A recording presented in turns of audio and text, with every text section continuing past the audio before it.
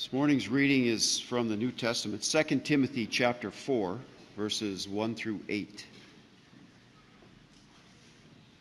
In the presence of God and of Christ Jesus, who will judge the living and the dead, and in view of his appearing and his kingdom, I give you this charge. Preach the word, be prepared in season and out of season, correct, rebuke, and encourage with great patience and careful instruction. For the time will come when men will not put up with sound doctrine. Instead, to suit their own desires, they will gather around them a great number of teachers to say what their itching ears want to hear. They will turn their ears away from the truth and turn aside to myths. But you, keep your head in all situations. Endure hardship, do the work of an evangelist, discharge all the duties of your ministry. For I am already being poured out like a drink offering, and the time has come for my departure. I have fought the good fight, I have finished the race, I have kept the faith. Now there is in store for me the crown of righteousness, which the Lord, the righteous judge, will award to me on that day, and not only to me, but also to all who have longed for his appearing. Wayne?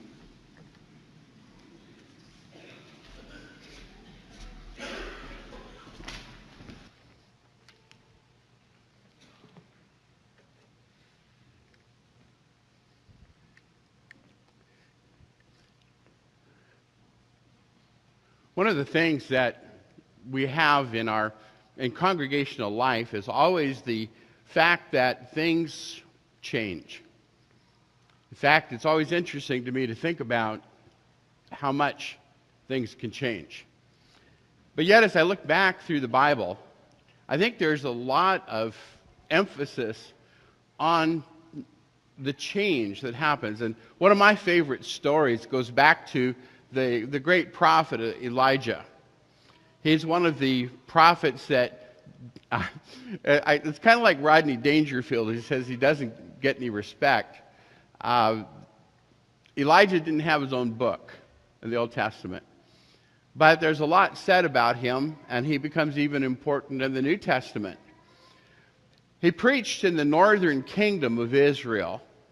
And if you remember the story of how after Solomon, the kingdom split between the north and the south. The north followed Jeroboam into idolatry, and the south followed the Rehoboam and his descendants.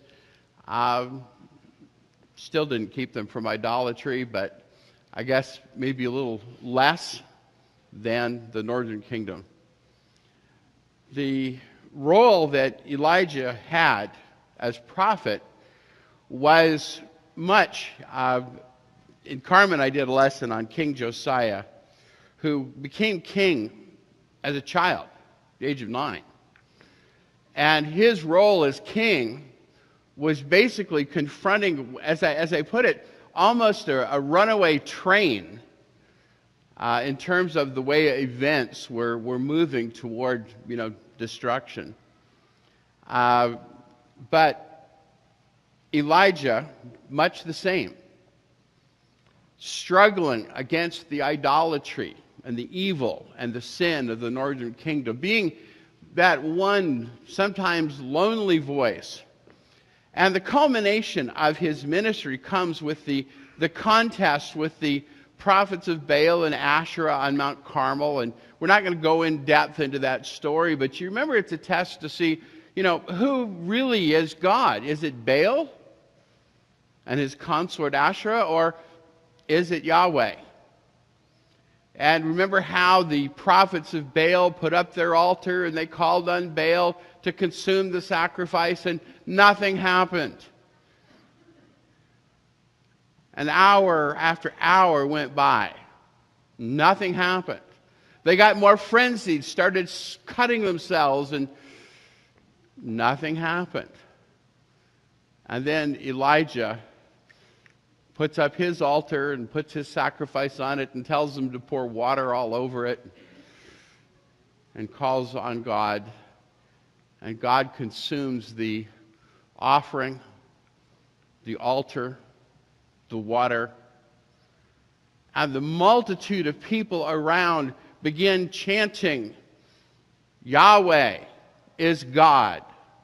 The translations will say the Lord is God. And you might notice that there's a similarity to the name Elijah, because it basically means Yahweh is God. And so just think of that as really the high point of his ministry.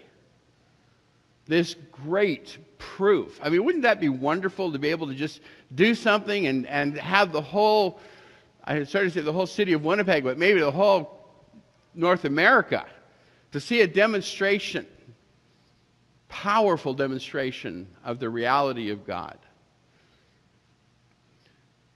Queen Jezebel responds to that by saying, I'm going to, before the end of the day, you're going to be dead. I've often wondered why Elijah reacted to this the way that he did. He had just seen God pull down fire from heaven and consume the offering and the altar and the water, and the people had arisen and killed all the false prophets.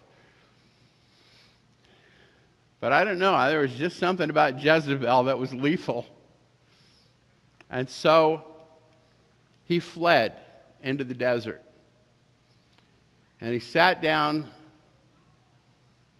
under what is referred to as a tree, but you can kind of imagine that it's probably not a big bushy kind of a thing. And God says, well, what are you doing here? He said, I'm not any better than my fathers. I just want to die. And God tells him to get up and keep going. So he goes on to Horeb. Horeb is one of the other names for Mount Sinai, the mountain of God. And you may remember it's been some time back that we did a lesson looking at, his return to the place where really it began. And he's in a cave, and all these powerful demonstrations, and it says, but God was not in the wind, and God was not in the fire. Then there's the still small voice, Elijah, what are you doing here? And Elijah's having kind of a pity party. Said, I'm the only one that's left. So take me. And God says, no, you're not. Said, I want you to get up. And there are several tasks, but one of them is to go anoint Elisha as your successor. He's going to be the one that will follow you and take over your ministry. And so, as you come to the end of 1 Kings and the beginning of 2 Kings, we find that transition where Elijah is taken to heaven in a chariot of fire. The interesting promise is that he would return before the Messiah. And that is identified as John the Baptist before Jesus. And Elisha ends up with his mantle. And so you sometimes hear that expression about passing the mantle of leadership. Well, that's where it comes from. And he takes the mantle and he strikes the Jordan and it parts and he walks across. And there's a symbolism here in terms of the fact now that he had asked for a double portion of the Spirit in Elijah. And now Elisha begins that ministry. But looking through the Bible, we just find these different transitions. We find, one of the ones that I think about is Moses to Joshua. Joshua's going to be the one who leads Israel. Moses has been told that because he was disobedient, did have a bit of an attitude problem, at least on one occasion, and equated himself with God, that he wasn't going to be able to enter the promised land. And so we have the passing of that torch of leadership to Moses, from Moses to Joshua. We have an interesting one in the story of Samuel and Saul, because Samuel was a prophet, Saul was a king. The people wanted a king. They basically said to Samuel, "You're not good enough. We don't want you. We don't want God. We want a king like all the other nations that are around us." And so Samuel anoints Saul as king. God says to Samuel, "It's not you they're rejecting, it's me." And so Saul takes up that responsibility of leadership for God's people. And then at his death, it passes to David and then to Solomon. And then after Solomon, we get that story we just talked about with the split between Israel and Judah. In the New Testament, we see it in terms of the Jesus spending time with the apostles and teaching them. And, there's always this undertone or overtone, however you want to look at it, as he's talking with the apostles and telling them. And it's always interesting how through his ministry, he does tell them, I'm not always going to be here with you. I want to have you prepared and be ready to continue the work when I go on. And even more so with the ones that were closer. So we come into the New Testament. The apostles are, after Jesus has ascended, the apostles are taking that responsibility of leadership for God's church. A man by the name of Saul, a persecutor, becomes not only a Christian, becomes an apostle. And one of the things that he did as he traveled around was appointing leaders, elders in different places. And his charge to the elders at Ephesus is much that reminder of that passing of leadership. In fact, he tells them, "This is the last time you're going to see me." And you can imagine what that would have done to them. And then, as we read from 2 Timothy, probably the last of Paul's letters in the New Testament. Now, we understand from history that despite the overtone of those verses that seem to suggest Paul is expecting imminent death, that may have been a little while. But as you think about that, and as Paul is charging Timothy, as you look at what he says to Titus, that you realize that Christianity was intended to be something that we pass. I like his statement to Timothy just a couple of chapters earlier. "The things you've heard me say in the presence of many witnesses," and we talk about this a lot, but I think, entrust to faithful or reliable men who will be qualified or able to teach others also.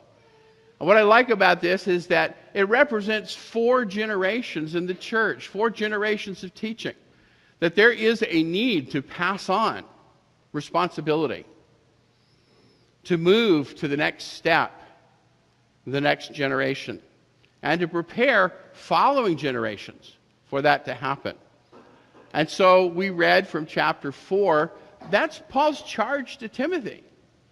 And I would encourage you to go back and read that charge, because it's powerful.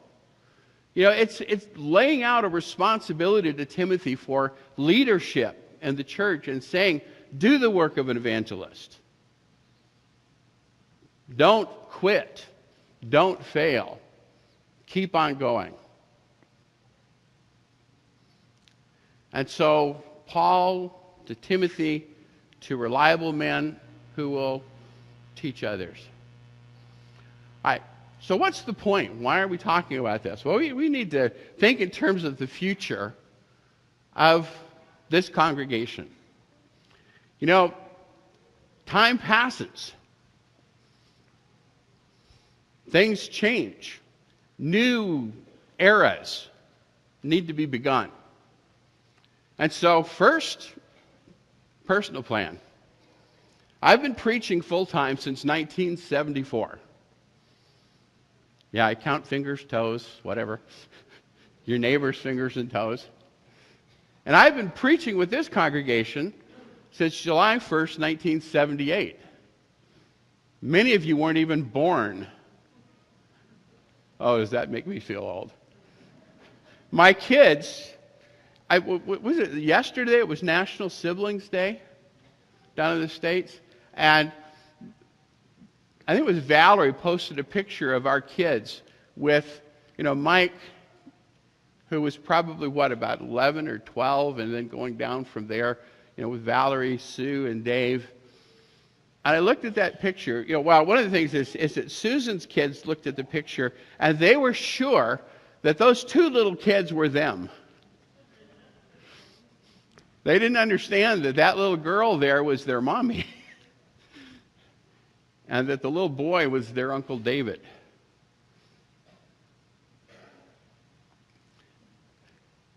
But as you think about the time that's involved with that and the change, I will be turning 65 before the end of this year. I've shared this with a few people, but I've had a bit of a crisis for the last few years. My father died just short of his 61st birthday. And as I got close to that, I thought, man, is that young. He was planning to retire after he turned 61. He never made it. Now, that's kind of a sobering thought. So, there's a need to pass the torch. There's a need to take the next step for this congregation's future. So, the plan is for me to retire July 2016. So that's a little over a year. And that's kind of a target date. But what that will do is kind of set off some things that we need to recognize. But number one, we don't retire from God's work. And, we've been discussing this in the eldership. And, one of the things that has been, they've encouraged me is to stick around as an elder and to continue to be part of this family. Sometimes when preachers get to this point in their life, they can't get away fast enough. But this is a family that I love. So we don't retire from God's work, we just retire from certain roles. So what does that mean? Well, it means congregational plans, right? When we got down to visit Raleigh, there is something that had happened down there, and I won't go into that, but the congregation down there has just started into the idea of a preacher search, only they don't have him still around to do any transition or what we call succession planning. But what we need to do is to start making plans for what's going to happen during this time and what's going to happen in the future for the congregation. This past week, I sent the elders an email that kind of said what I wanted to say this morning. And so I thought I would just read part of that. As a congregation, we need to begin to prepare for this, that is, my retirement, and lay the foundation for locating someone else to take over my role as evangelist or preacher or whipping boy or whatever you want to call him. This will involve a lot of planning, defining what we want in that person. I'll just interrupt this for a sec, because in our discussion we're thinking, okay, do we want a young guy and mentor him into the role? Or do you want an older, more mature person with experience? Or, sometimes you joke about you want a guy that's 25 with 30 years experience. You're not doing the math, okay. And how we will find them. Then we will undertake that process. We will need your prayers and your input as we work together for the future of this family. I think that's really the gist or the main idea of what we want. We're going to be needing to make plans. You know, there's a lot of discussion. We want a congregation, we want family to be part of this project so we can see the input. You know, you look around, we have a very diverse congregation that has many, many different needs. And we want to approach this in a way that honors God. I thought it interesting that Glenn chose this song to end with, because this is what this is all about, is God and how we serve him here. Let's stand as we sing.